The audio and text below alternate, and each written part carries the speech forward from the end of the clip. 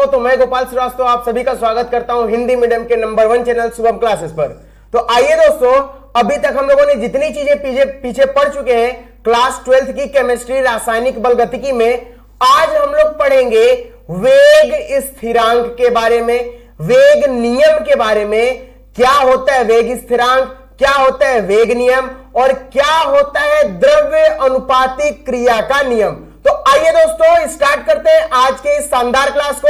मैं गोपाल श्रीवास्तव आप सभी को यहां पर आज बताऊंगा कि क्या होता है द्रव्य अनुपातिक क्रिया का नियम। तो आइए दोस्तों, सबसे पहला हम लोग यहां पर देखते हैं द्रव्य अनुपातिक क्रिया का नियम। तो यहां पर हम लोग हेडिंग लिख लेते हैं, द्रव्य अनुपातिक क्रिया का नियम। आज हम लोगों को पढ़ना है दोस्तों द्रव्य अनुपातिक क्रिया के नियम के बारे में। तो हुआ क्या कि सबसे पहले नॉर्वे के दो वैज्ञानिक थे, नॉर्वे के दो वैज्ञानिक थे, इनका नाम था गुल्डबर्ग तथा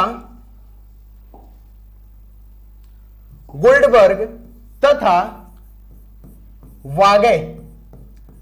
इन दोनों लोगों ने क्या किया, रासायनिक अभिक्रिया की दर को, किसी भी रासायनिक अभिक्रिया की दर को समझाने के लिए एक नियम प्रतिपादित किया। तो हम लोग यहां लिख देते हैं, नॉर्वे के वैज्ञानिक गुलबर्ग तथा वागे ने रासायनिक अभिक्रिया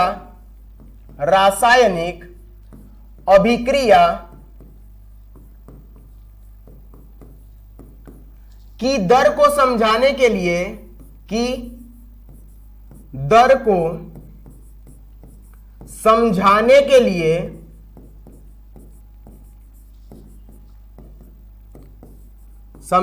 लिए एक नियम प्रतिपादित किया, एक नियम प्रतिपादित किया। अब इसी नियम को हम लोग क्या बोलते हैं, द्रव्य अनुपातिक क्रिया का नियम। नॉर्वे के वैज्ञानिक हैं गुल्डबर्ग तथा वागे, इन्होंने क्या किया, किसी भी रासायनिक अभिक्रिया की दर को समझाने के लिए क्या एक नियम प्रतिपादित किया, और इस नियम को हम लोग क्या बोलते हैं दोस्तों, द्रव्य अनुपातिक क्रिया का नियम। तो आइए समझते हैं दोस्तों कि द्रव्य अनुपातिक क्रिया का नियम होता क्या है। अब यहां पर हम लोग क्या करेंगे, कलर कोई दूसरा ले लेते हैं और यहां पर देखते हैं द्रव्य अनुपातिक क्रिया का नियम होता क्या है। द्रव्य अनुपातिक क्रिया का नियम, क्रिया का नियम। देखिए दोस्तों, इसमें बताया क्या गया था,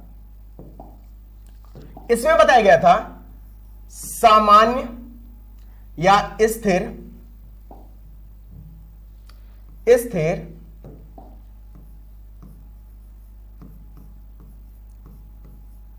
ताप पर किसी रासायनिक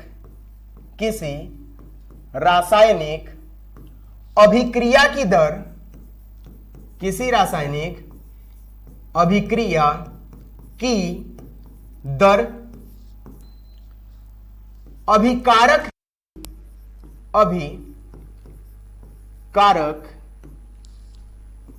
की सक्रिय द्रव्यमान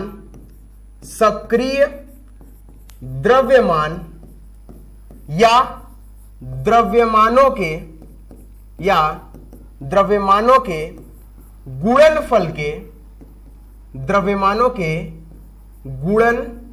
के अनुक्रमानुपाती होता है, अनुक्रमानुपाती होता है। देखिए दोस्तों, बोला क्या गया है, द्रव्य अनुपातिक क्रिया के नियम के अनुसार स्थिर ताप पर किसी रासायनिक अभिक्रिया की दर अभिकारक की सक्रिय द्रव्यमान या द्रव्यमानों के गुणनफल के क्या होता है, अनुक्रमानुपाती होता है। एक एग्जाम्पल लेते हैं दोस्तों और उसी एग्जाम्पल से हम लोग समझते हैं कि क्या इसमें बताया गया है। जैसे मान लीजिए हम लोगों के पास एक एग्जाम्पल दे दिया गया 2a प्लस 3b मिलकर क्या बना रहे हैं, कोई उत्पाद बना रहे हैं। मिलकर क्या बना रहे हैं, कोई उत्पाद बना रहे हैं। ये मिलकर क्या बना रहे, कोई उत्पाद बना रहे हैं। तो हम लोग क्या करेंगे, जो अभिक्रिया का वेग होगा r, वो क्या होगा, इसके अनुक्रमानुपाती होगा इनके द्रव्यमानों के, सक्रिय द्रव्यमानों के, मतलब a की पावर 2 के और b की पावर 3 के, क्योंकि यहां a कितना द्रव्यमान में है, इसका अगर हम लोग बात करें रस समीकरण मितीय के अनुसार, रस समीकरण मितीय गुणांक दोस्तों क्या होता है, जो नंबर लिखा होता है इसी नंबर को हम लोग बोलते हैं रस समीकरण मितीय गुणांक। तो यहां पर मैं लिख देता हूं रस समीकरण मितीय गुणांक, इसको दोस्तों बोलते हैं रस समीकरण मितीय गुणांक।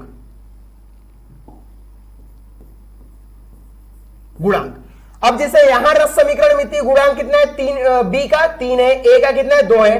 तो इसमें वही बताया गया था कि स्थिर ताप पर किसी भी रासायनिक अभिक्रिया की दर जो होगी वो अनुक्रमानुपाती होगी किसके दोस्तों, सक्रिय द्रव्यमान या द्रव्यमानों के जो अभिकारक के होते हैं। तो a का पावर यहां पर हम लोग क्या लिख देंगे, सक्रिय द्रव्यमान 2, और b के लिए क्या लिख देंगे, 3, और इसी को बोलते हैं द्रव्य अनुपातिक क्रिया का नियम दोस्तों। जैसे हम दूसरा एग्जांपल ले लें, अगर a प्लस 2b मिलकर क्या बना रहे हैं, कोई उत्पाद बना रहे हैं, तो यहां पर अभिक्रिया की दर या जिसको हम लोग स्मॉल r से प्रदर्शित करते हैं, ये अनुक्रमानुपाती होगी किसके दोस्तों, a के घात 1 और b के घात 2 के। इसी को हम लोग बोलते हैं दोस्तों द्रव्य अनुपातिक क्रिया का नियम। अब देखिए इसमें होता क्या है कि अगर हम लोगों ने कहीं लिखा है a प्लस 2b, ये मिलकर क्या बना रहे हैं दोस्तों, कोई उत्पाद बना रहे हैं, तो यहां पर r जो होगा अनुक्रमानुपाती होगा a के घात 1 और b के घात 2 के। यहां से अनुक्रमानुपाती का चिन्ह हटाते हैं दोस्तों, तो हम लोग के पास एक नियतांक आता है जिसको बोलते हैं k, और इस k, a की घात 1 और b की घात 2, इस k को दोस्तों हम लोग बोलते हैं वेग स्थिरांक।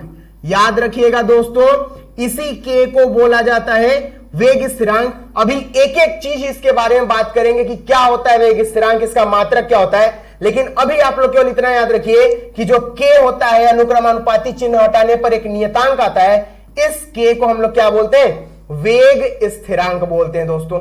जैसे हम लोग का यहां a टू दी पावर 1 और b का घात 2 लिखे हैं। ध्यान रखिएगा दोस्तों, ऐसा जरूरी नहीं है कि हर समीकरण में घात वही हो जो हमारा b का क्या है, रस समीकरण मितीय गुणांक है। जैसे हम लोग एग्जांपल देखते हैं, अगर कहीं लिखा है Na प्लस Mb, ये मिलकर क्या बना रहे हैं दोस्तों, कोई उत्पाद बना रहे हैं। तो उत्पाद बनाते टाइम यहां पर क्या होगा, अभिक्रिया की दर r जो होगा वो क्या होगा, अनुक्रमानुपाती होगा a की घात x के और b की घात y के। जी हां दोस्तों, अब हम लोग n या m नहीं लिख रहे। क्यों नहीं लिख रहे अभी मैं यहां पर बताता हूं।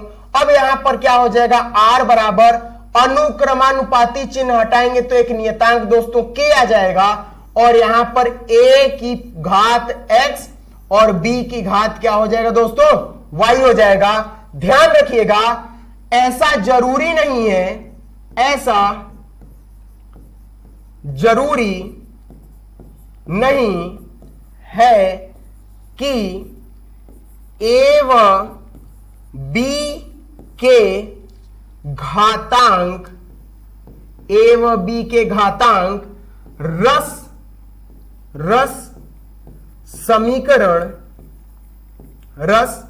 समीकरण मितीय गुणांक के बराबर हों। ये घातांक भिन्न भी हो सकते हैं, भिन्न भी हो सकते हैं, हो सकते हैं।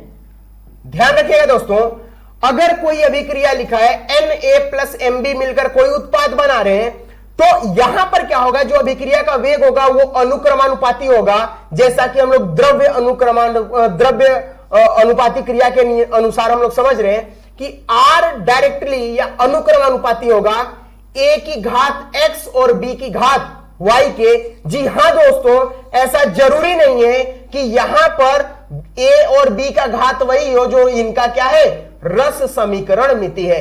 यहां पर A और B की घात अगर हम लोग देखें तो बदल भी सकती है या रस समीकरण मिति के बराबर भी हो सकती है। वही मैंने लिखा है, ऐसा जरूरी नहीं है कि A व B के घातांक रस समीकरण मितीय गुणांक के बराबर हो, ये घातांक भिन्न भी हो सकते हैं। कभी ऐसा हो सकता है कि इनके घातांक क्या हो जाए, रस समीकरण मिति से मिलते जुलते हो, और कभी क्या हो सकता है कि इनके घातांक जो होंगे वो रस समीकरण मिति से क्या होंगे, भिन्न होंगे। दोस्तों जैसा कि आप लोग देख रहे हैं, यहां m है रस समीकरण मिति, लेकिन b का घातांक कितना है, y, और यहां रस समीकरण मिति n है, लेकिन यहां पर a का घातांक कितना है दोस्तों, x है। तो क्या आप लोगों को यहां तक चीजें अभी क्लियर हो गई हैं? अब देखिए क्या करेंगे दोस्तों, यहां पर हमको इस वेग स्थिरांक के बारे में, k के बारे में चर्चा करना है, और यही हम लोग का मेन टॉपिक है दोस्तों, इसी के बारे में हमको चर्चा करनी पड़ती है। अब देखते हैं कि होता क्या है। तो ध्यान दीजिएगा, जो द्रव्य अनुपातिक क्रिया का नियम था, द्रव्य अनुपातिक क्रिया का नियम, ये दोस्तों सभी रासायनिक अभिक्रियाओं के लिए सही नहीं था। ये किसके लिए सही नहीं था, तो जटिल अभिक्रियाओं के लिए, जटिल अभिक्रियाओं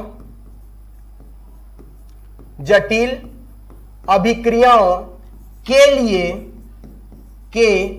लिए यह पूर्ण रूप से सही नहीं था, यह पूर्ण रूप से सही नहीं था। था नहीं, ऐसा कर लीजिए कि है लिख लीजिए, सही नहीं है। आप क्या करेंगे, पूछेंगे कि ये जटिल अभिक्रियाएं क्या होती हैं, तो दोस्तों मैं बता दूं, जटिल अभिक्रियाएं वे होती हैं जो क्या एक से ज्यादा स्टेप में पूरी हो, एक से ज्यादा स्टेप में पूरी हो, उनको हम लोग क्या बोलते हैं दोस्तों, जटिल अभिक्रियाएं। मतलब वो डायरेक्ट एक लाइन में पूरा ना हो के वो स्टेप बाय स्टेप पूरी हो, उनको हम लोग बोलते हैं दोस्तों जटिल अभिक्रियाएं। अभी हम लोग आगे एग्जांपल देखेंगे कि जटिल अभिक्रियाओं के एग्जांपल क्या होते हैं। उससे पहले हम लोग समझते हैं के के बारे में, क्योंकि आज हमको पूरा इसी के बारे में बात करना है। के जिसको बोलते हैं वेग स्थिरांक। अब समझते हैं कि वेग स्थिरांक का मात्रक वगैरह क्या होता है, इसको कैसे हम लोग परिभाषित करते हैं। तो आइए देखते हैं दोस्तों, यहां पर इसको मैं इरेज कर देता हूं, अगर आप लोग को स्क्रीनशॉट लेना है तो ले सकते हैं, वरना अब आप लोग स्क्रीनशॉट ले चुके होंगे आप लोग। अब इसको मैं इरेज करता हूं।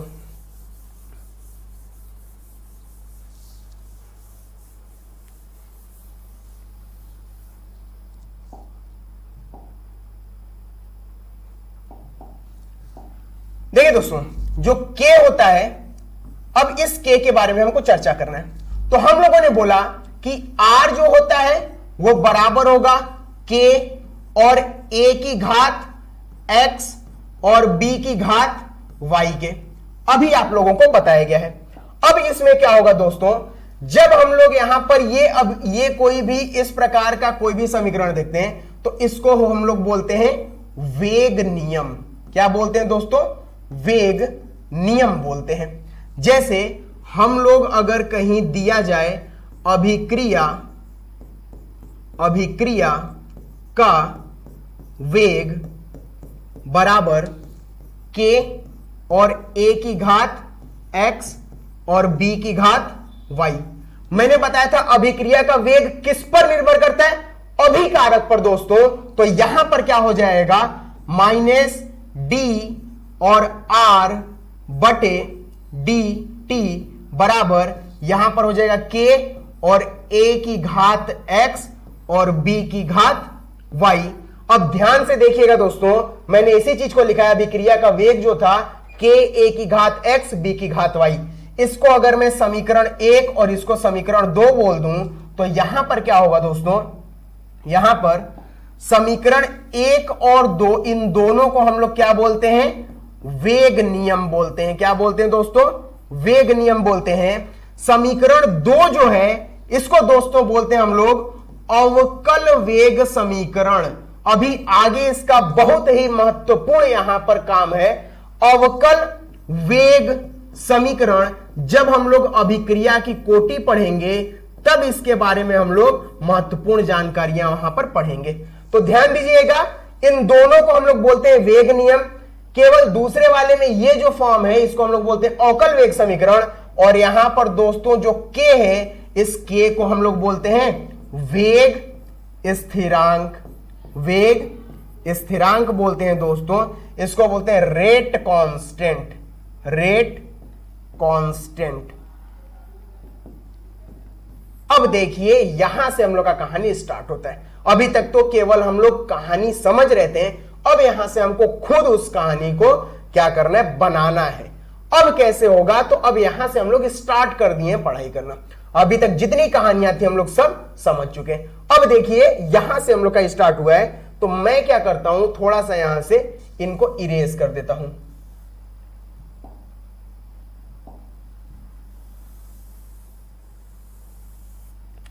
देखिएगा दोस्तों, यहां पर जो घातांक है, अगर हम लोग x और y को जोड़ दें तो ये x और y मिलकर क्या बनाते हैं दोस्तों, n। और इस n को हम लोग बोलते हैं अभिक्रिया की कोटि। याद रखिएगा दोस्तों, अभिक्रिया की कोटि, अभिक्रिया की कोटि, इसको हम लोग बोलते हैं n। इसको इंग्लिश में बोलते हैं order of reaction. Order of reaction या अभिक्रिया की कोटि हम लोग किसको बोलते हैं दोस्तों, n को।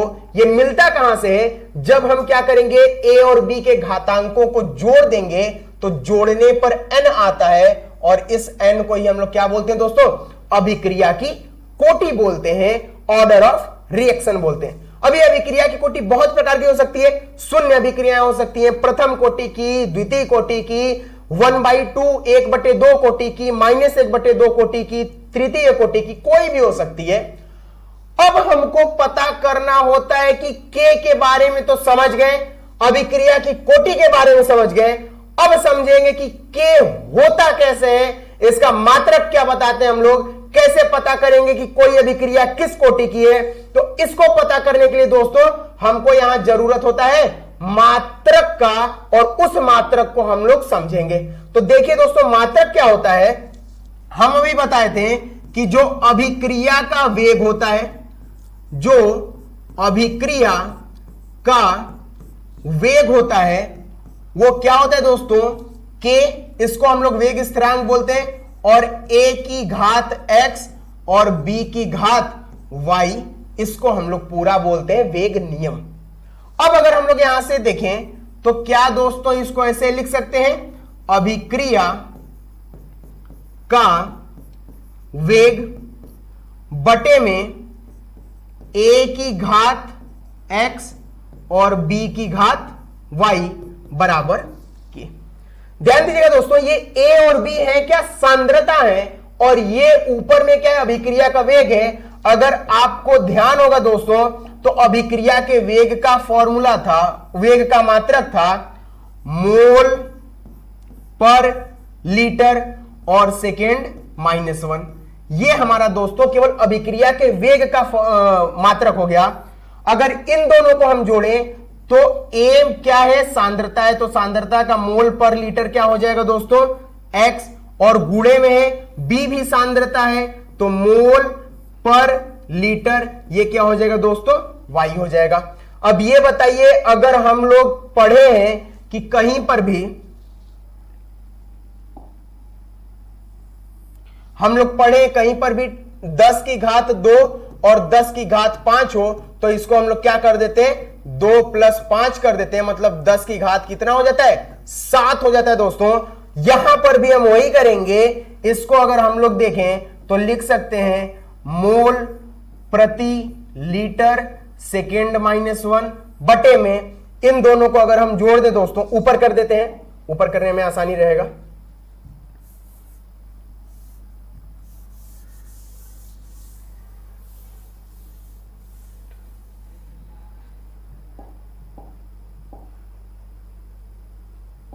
देखिएगा दोस्तों, अब यहां से k का हम मात्रक निकाल रहे हैं। सबसे पहले अभिक्रिया का वेग, तो अभिक्रिया के वेग का मात्रक क्या होता है मोल प्रति लीटर और सेकेंड -1 बटे में मोल प्रति लीटर और यहां पर x घात में, और दूसरे का b का जब लिखेंगे तो मोल प्रति लीटर घात में कितना y।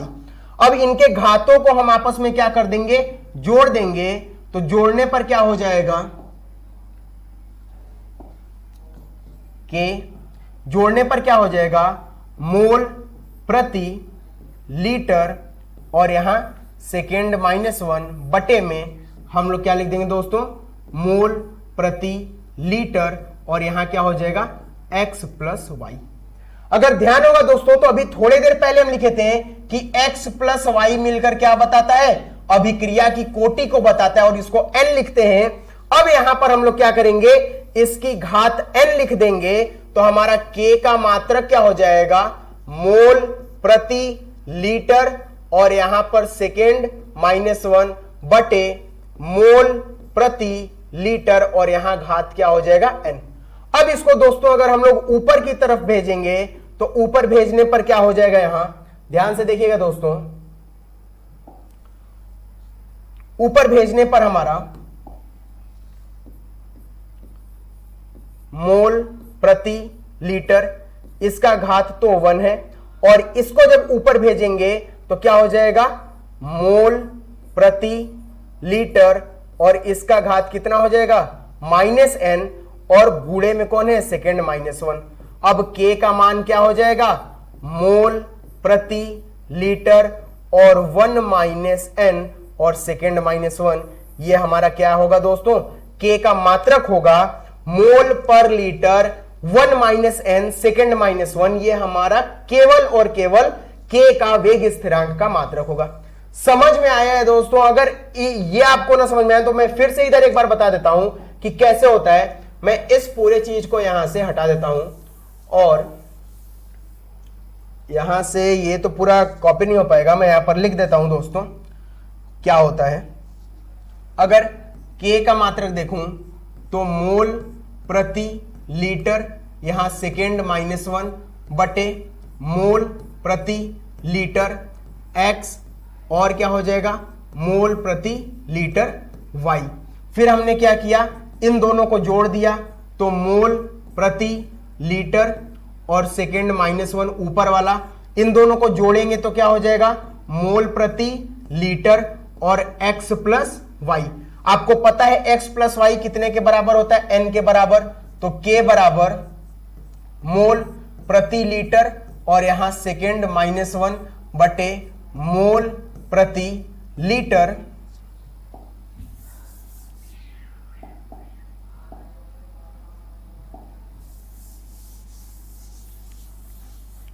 मोल प्रति लीटर और यहां n हो जाएगा। अब क्या करेंगे दोस्तों, अगर इसको ऊपर ले जाएं तो हो जाएगा मोल प्रति लीटर और यहां पर मोल प्रति लीटर और इसका -n और सेकेंड -1, दोनों की घातों को हम लोग जोड़ देंगे तो क्योंकि ये दोनों सेम है तो क्या हो जाएगा मोल प्रति लीटर और 1 - n सेकेंड -1, यही हमारा क्या होगा दोस्तों k का मात्रक होगा मोल प्रति लीटर 1 - n और सेकेंड -1। n क्या बताता है दोस्तों, n हमको बताएगा x + y के बारे में, और इसी से हम लोग अभिक्रिया की कोटि को पता करेंगे। x + y का जो भी मान, अब जैसे a की पावर a की घात हमको x दिया है और y की घात क्या दिया है b की घात क्या दिया है, यहां पर b की घात अगर हमको y दे दिया है तो हम लोग क्या करेंगे इनको जोड़ेंगे। जैसे हम लोग बता देते हैं ए की घात अगर हमको 2 दिया है और बी की घात अगर हमको 1 दिया है तो 2 प्लस 1 बराबर कितना हो जाएगा 3, मतलब n का मान यहां पर क्या हो जाएगा 3, तो 3 होगा तो आप लोग कैसे निकाल सकते हैं, मोल प्रति लीटर और यहां पर 1 - 3 सेकेंड -1, तो यहां कितना हो जाएगा -2, तो यहां से दोस्तों हम लोग क्या कर देंगे, इसको घटा के यहां पर -2 कर देंगे,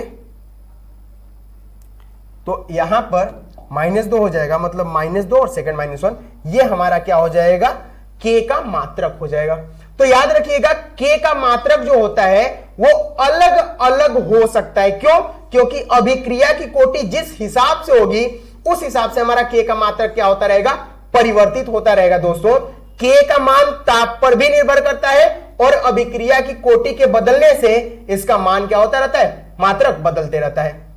एक लास्ट जो हम लोग को समझना है, लास्ट हम लोग क्या करेंगे, यहां पर लिखेंगे k किसको बोलते हैं, तो आप लोग अभी पढ़े हैं कि अगर कहीं पर r बराबर अभिक्रिया की दर बराबर k और a की घात x है और b की घात क्या है, y है, ये दोनों सांद्रताओं को, अगर इन दोनों सांद्रताओं को a व b की सांद्रता, a व b की सांद्रता इकाई हो जाए, a व b की सांद्रता इकाई हो जाए, तो उस समय क्या होगा, इकाई का मतलब 1, अब 1 की पावर x और 1 की पावर y, 1 के घात में कुछ भी रहे तो आंसर हमेशा 1 ही आता है दोस्तों, मतलब r बराबर क्या हो जाएगा, k हो जाएगा। तो हम लोग बोल सकते हैं स्थिर ताप पर वेग स्थिरांक अभिक्रिया की दर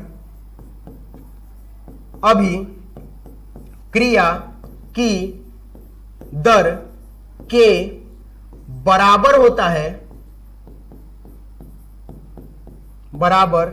होता है जब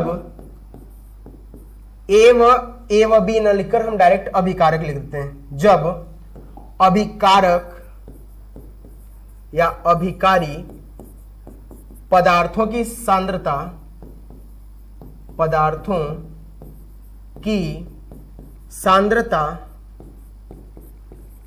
इकाई हो।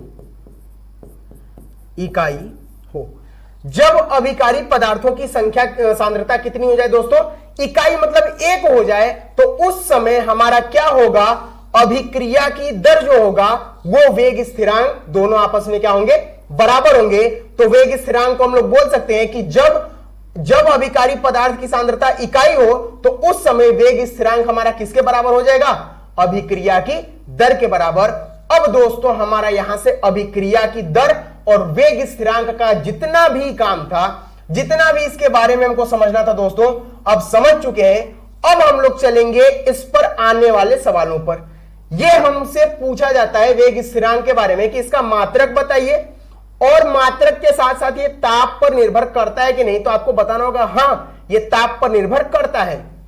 इसीलिए आप लोग देखते होंगे दोस्तों हम हर जगह स्थिर ताप लिख रहे हैं। ताप पर हमारा क्या होता है, अभिक्रिया की दर भी निर्भर करता है, आपको पता होगा। अब हम लोग आगे चलते हैं, जो हम लोग का मेन पॉइंट आज के दिन पढ़ना है। अब न्यूमेरिकल वगैरह को देखते हैं कि इसमें कैसे सवाल आते हैं। तो हम लोग यहां ये जो है वेग स्थिरांक के बारे में, तो यहां पर हम लोग लिख लेते हैं कि वेग स्थिरांक के बारे में पढ़ रहे हैं। तो पेन कहां गया, पेन यहां आ चुका है, और यहां पर दोस्तों हम लोग लिख लेते हैं वेग स्थिरांक। वेग स्थिरांक के बारे में हम लोगों को आज पढ़ना है। इसको बोलते हैं रेट कांस्टेंट, रेट कांस्टेंट। तो आइए दोस्तों आज इसके बारे में देखते हैं।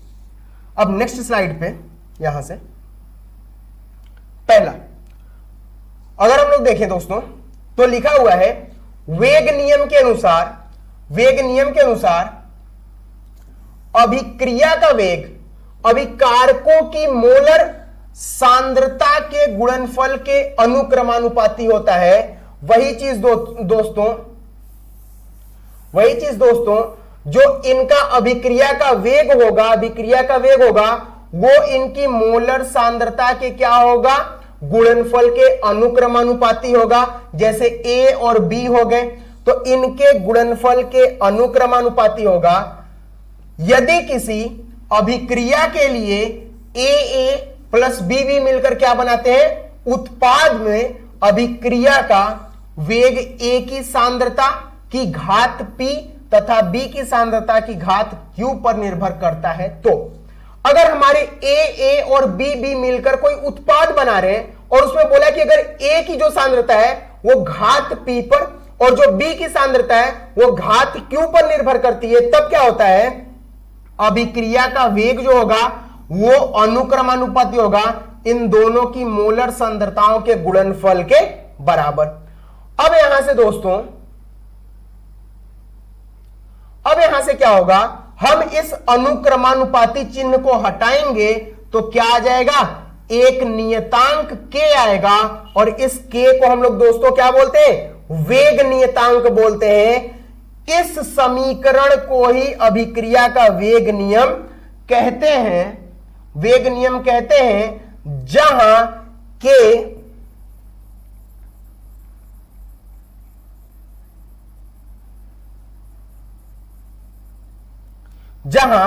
के वेग स्थिरांक है। इस समीकरण को अभी मैंने आपको बताया था थोड़ी देर पहले कि वेग नियम क्या होता है, वेग नियम क्या होता है और अवकल वेग समीकरण क्या होता है, अवकल वेग समीकरण क्या होता है। और उसी के साथ साथ हम लोगों ने बात किया था वेग स्थिरांक के बारे में, वेग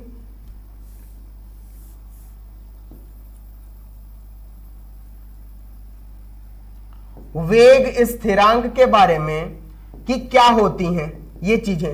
वही चीज बोल रहा है कि इसको हम लोग पूरे को क्या बोलते हैं, अभिक्रिया का वेग नियम कहते हैं और के को क्या बोलते हैं, वेग स्थिरांक। इसका मात्रक दोस्तों याद रखिएगा, मोल प्रति लीटर 1 माइनस एन और सेकेंड -1। ये हमारा दोस्तों क्या होता है, इसका मात्रक होता है और के जो होता है वो ताप पर निर्भर करता है। सेकेंड स्लाइड देखते हैं दोस्तों कि सेकेंड स्लाइड में क्या बताया गया है।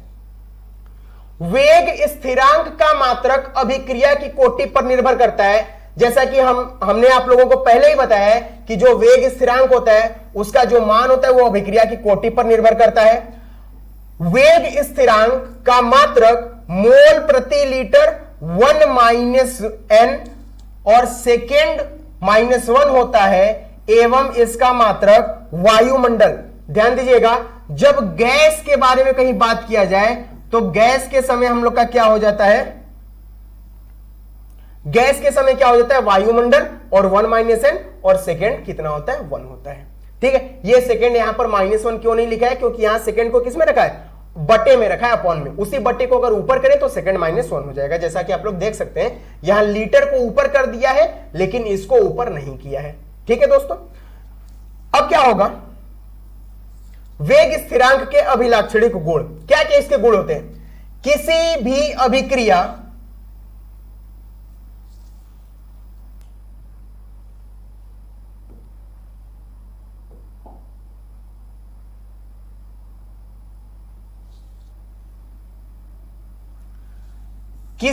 अभिक्रिया का वेग उसके वेग स्थिरांक पर निर्भर करता है।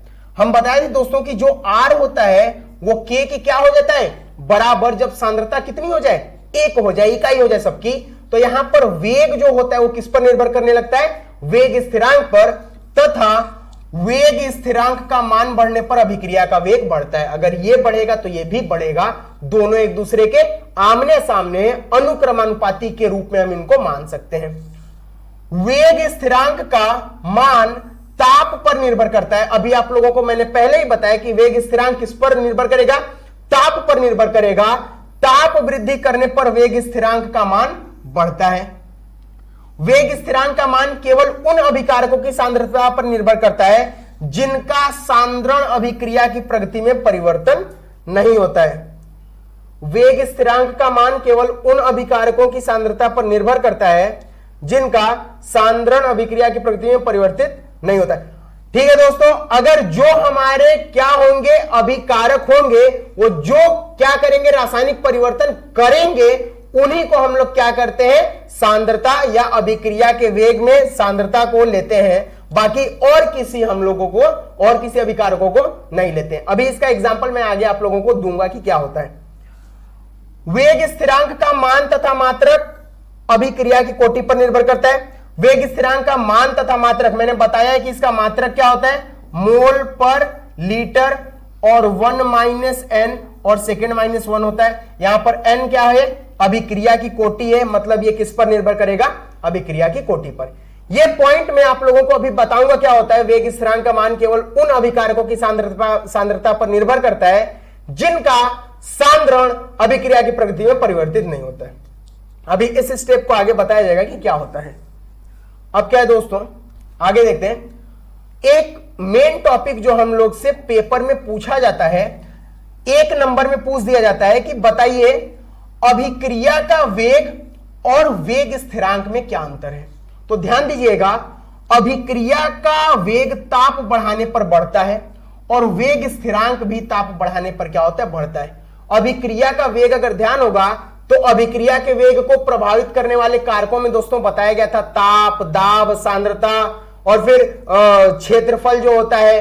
तो यहां पर ताप बढ़ाने पर यह भी बढ़ता है और वेग स्थिरांक का मान भी क्या होता है, ताप बढ़ाने पर बढ़ता है। अभी हम लोग तुरंत पढ़ें।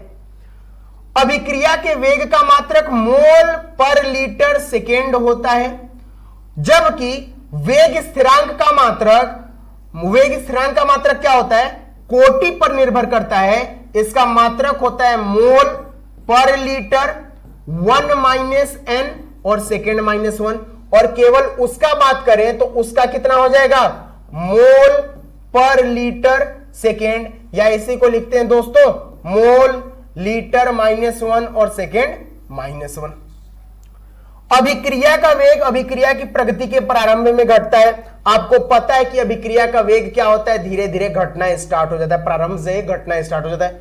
लेकिन वेग स्थिरांक का मान क्या होता है, स्थिर रहता है, तथा स्थिर रहता है, यह प्रगति पर निर्भर नहीं करता है, या इस पर निर्भर नहीं करता है कि किस हिसाब से प्रगति हो रही है, किस हिसाब से रिएक्शन चल रहा है। ये क्या रहता है, एक समान रहता है। वही बोला है कि वेग स्थिरांक का मान स्थिर रहता है, ये नहीं बदलता, ये ताप के साथ बदलेगा। आपको बता दिया जा चुका है कि ताप जब बढ़ेगा घटेगा, घटता तो नहीं, जनरली बढ़ता है। ये तो ताप के बढ़ने के साथ इसका मान क्या होता है, बढ़ेगा। बाकी प्रगति पर यह निर्भर नहीं करेगा। लेकिन जो अभिक्रिया का वेग होता है वो प्रगति पर निर्भर करता है। प्रारंभ में ये क्या होने लगता है, घटने लगता है दोस्तों। अब देखिए इसके बाद क्या है, हमको क्वेश्चन दे दिया गया है, कोई रिएक्शन दिया गया है NO, यहां से 2NO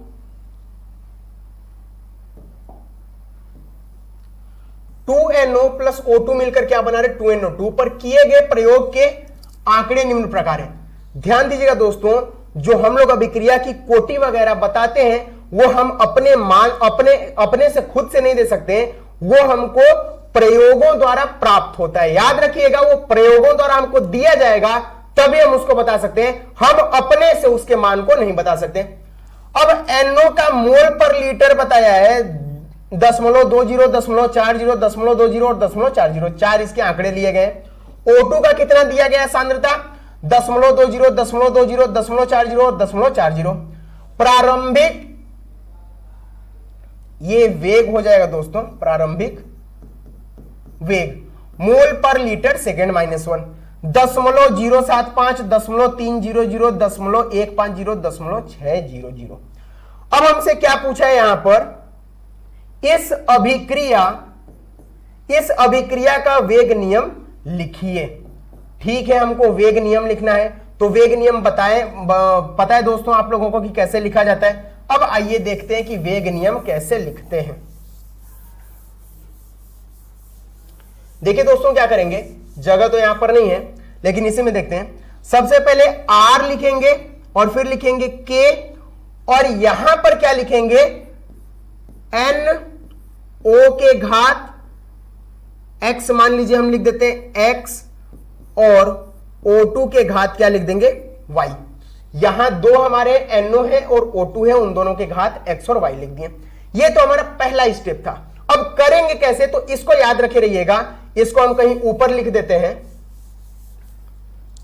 R के NO के घात x और O2 के घात y।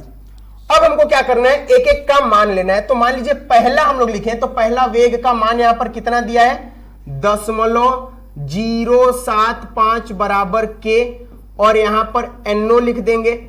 और NO का कितना दिया है दोस्तों, यहां पर क्या करेंगे हम लोग, NO का शुरू में सांद्रता कितना दिया है, 0.20, और घात क्या लिख देंगे x, और फिर O2 का कितना दिया है, 0.20, और घात क्या लिख देंगे दोस्तों, y। फिर दूसरा लिखेंगे, और इसको कौन सा समीकरण मान लेंगे, इसको मान लेंगे पहला। दूसरा समीकरण जब हम लोग लिखेंगे तो यहां पर क्या हो जाएगा दोस्तों, 0.300 बराबर के, और यहां पर क्या हो जाएगा, N2 का कितना दिया है, 0.40, और घात कितना x, और O2 का कितना दिया है, 0.20, और घात कितना y।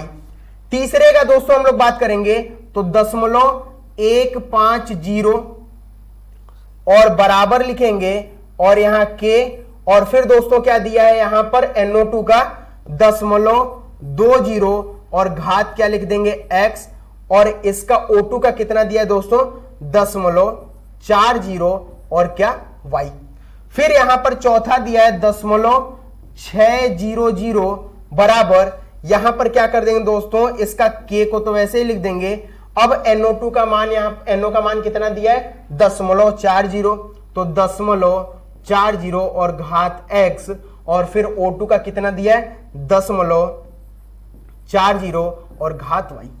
हमने सभी के बारे में लिख लिया है दोस्तों। यहां पर हम लोगों ने सभी जितने भी दिए गए यहां पर समीकरण, सभी के बारे में, इसको हम लोग बोल देते हैं पहला, इसको बोल देते हैं दोस्तों दूसरा, इसको बोल देते हैं दोस्तों तीसरा, और इसको बोल देते हैं दोस्तों चौथा।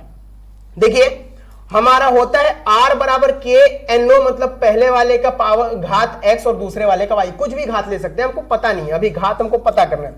अब पहला जो हम लोग का R है, अभिक्रिया का वेग हमको दे चुका है 0.075, 0.300, वैसे ही हम सभी के मान को यहां पर दोस्तों क्या कर दिए, लिख दिए। अब एक एक को हम यहां से क्या करेंगे, सॉल्व करेंगे। तो सॉल्व करने में आप लोग इसका स्क्रीनशॉट ले लीजिएगा, मैं इसको यहां से, हो सकता है कि जगह यहां पर तो है नहीं, देखते हैं यहीं पर। अब क्या करेंगे, हम कुछ ऐसा दो समीकरण का यूज करेंगे, भाग करेंगे, जिनसे कि हमारा कोई एक मान मिल जाए। तो देखिए कौन कौन से बराबर है, तो आप पहला और दूसरा में देख रहे हैं कि यहां पर y और y क्या है, बराबर है। अगर भाग दिया जाए तो ये क्या हो सकते हैं, कट सकते हैं। तो क्या करेंगे दोस्तों, अगर हम लोग दूसरे को पहले से भाग दे दें तो क्या होगा, तो दूसरा कितना है, 0.300 बटे 0.075 बराबर। अब इधर में अगर हम लोग भाग देते हैं तो k बटे k तो कट जाएगा, तो पहले 300 वाले को लिखेंगे, और फिर यहां पर क्या है 0.40, घात कितना दोस्तों x, और यहां क्या है 0.20, और घात कितना y।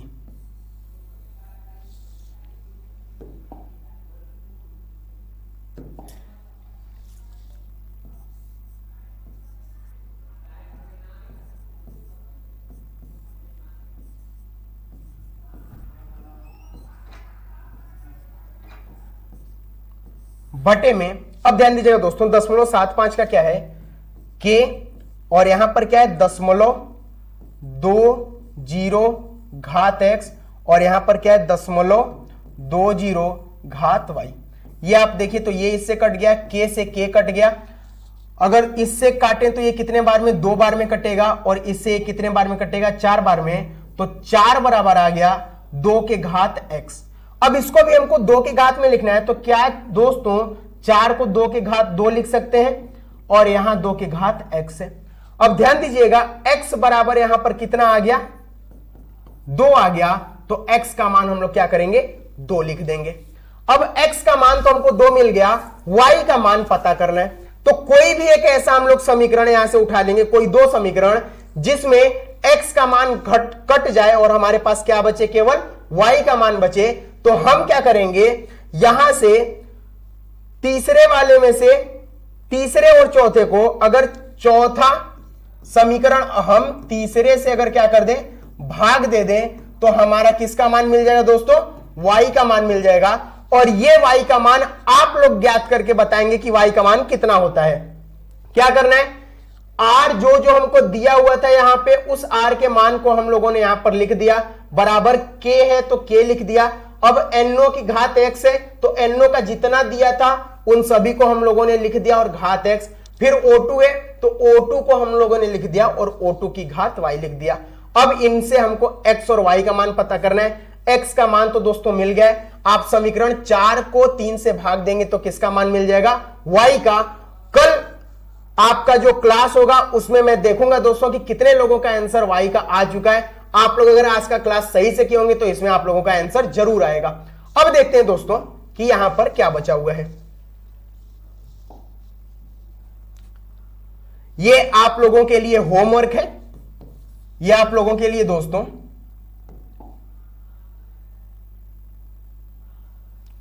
होमवर्क दिया गया है।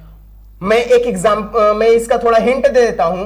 बोला गया है कि जो r है वो k और a के सापेक्ष अभिक्रिया की कोटि 2 दी हुई है, a के सापेक्ष 2 है और b के सापेक्ष कितना है दोस्तों, -1 है। बोला है कि अगर a को हम लोग क्या कर दें, दुगना कर दें। b से कोई मतलब नहीं है, हमको क्या बोला है, r डैश नया मान जो है उसमें a की सांद्रता को दुगना कर दिया, मतलब 2a का होल स्क्वायर, और b को हमको कुछ नहीं करना है, b को वैसे ही छोड़ दिया। हमसे पूछा है कि बताइए क्या प्रभाव पड़ेगा, तो कुछ नहीं करना है दोस्तों। यहां पर हमको 2 मान मिल चुके हैं। अब इस 2 मान को पाने के बाद हमको इनका अनुपात निकालना है, कितना होगा, बस यहां से इनको भाग दे दीजिए। अब क्या हो जाएगा, इससे ये कट गया, दोनों बराबर हैं, k से k कट गया। इसका दोस्तों स्क्वायर करेंगे तो r बटे r डैश कितने के बराबर हो जाएगा, a के घात 2 और बटे 4 और a के घात 2। आप देख रहे हैं कि 2 से 2 ये भी कट गया, मतलब हमारा जो r डैश हुआ दोस्तों वो 4r के या 4r के क्या हो गया, बराबर आ गया। मतलब हमारा जो नया वेग बना है वो पहले वाले का कितना हो गया है, 4 गुना हो गया है। तो दोस्तों आपको क्या करना है, बी और सी, सॉरी दूसरा और तीसरा आपको खुद से करना है और बताना है कि इसका आंसर कितना आएगा। ओके दोस्तों, तो मैं गोपाल श्रीवास्तव आप सभी से विदा लेता हूं आज के सेशन में।